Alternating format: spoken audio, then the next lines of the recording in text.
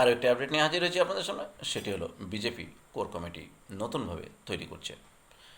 সর্বকনিষ্ঠ হিসেবে বিজেপির সর্বভারতীয় সভাপতি হয়েছিলেন নীতিন নবীন, যার বয়স বর্তমানে 45+। এবার পছন্দ মতো টিম বেছে নিলেন তিনি।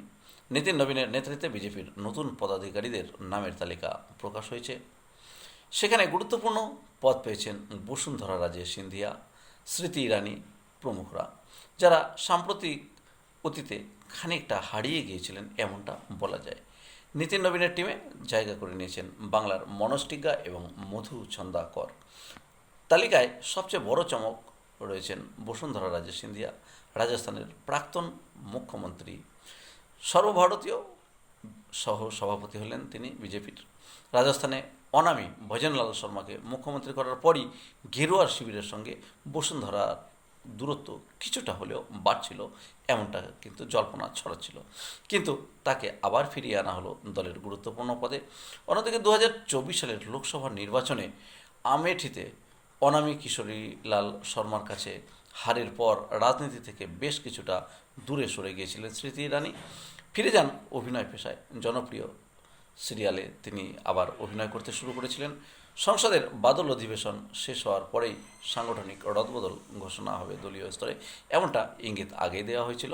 15ই আগস্ট স্বাধীনতা দিবসে লালকেল্লা থেকে প্রধানমন্ত্রীর ভাষণ এবং তার পরের দিন প্রাক্তন প্রধানমন্ত্রী অটল বিহারী বাজপেয়ীর মৃত্যুবার্ষিকী উপলক্ষে দলীয় কর্মসূচি থাকায় ঘোষণার জন্য সোমবারকেই বেছে নেয় বিজেপি।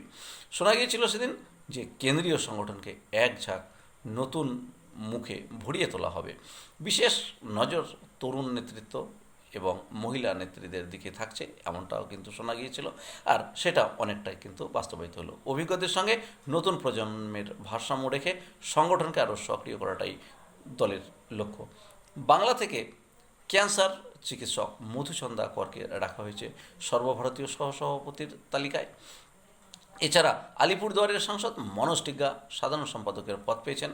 উল্লেখযোগ্যভাবে আইটি সেলের মাথা থেকে সরিয়ে দেওয়া হয়েছে অমিত মালব্যকে। তার পরিবর্তে দায়িত্ব পেয়েছেন ছত্তিশগড়ের দীপক মাস্কে। প্রায় 10 বছর ধরে বিজেপির আইটি সেল সামলেছেন মালব্য। যাই হোক, এবার একটা বিষয় কিন্তু একেবারেই পরিষ্কার যে বিজেপি তার নতুন যে পথ চলা সেটি কিন্তু শুরু করলো। নীতিন নবীনের নেতৃত্বে বিজেপির যে কমিটি গঠিত হলো সেটি একটি নিশ্চয়ই গুরুত্বপূর্ণ দপ্তর। এক্ষেত্রে দেখা যাচ্ছে যে তরুণদেরকে আগে স্থান দেওয়া হলো। আর তবে যাদের বয়স 50 বছরের নিচে তাদেরকে রাখা হয়েছে দলের কাজের জন্য। অন্যদিকে যারা সিনিয়র সিটিজেন, যারা অভিজ্ঞ নেতা, তাদেরকে নিয়ে যাওয়া হয়েছে একেবারে প্রশাসনিক বিভাগে, যাতে প্রশাসনিক বিভাগটিও বেশ ভালোভাবে চালানো সম্ভব হয়।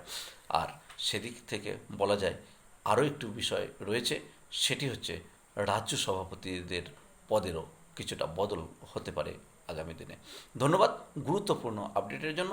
চ্যানেলটি সাবস্ক্রাইব করে সঙ্গে থাকবেন।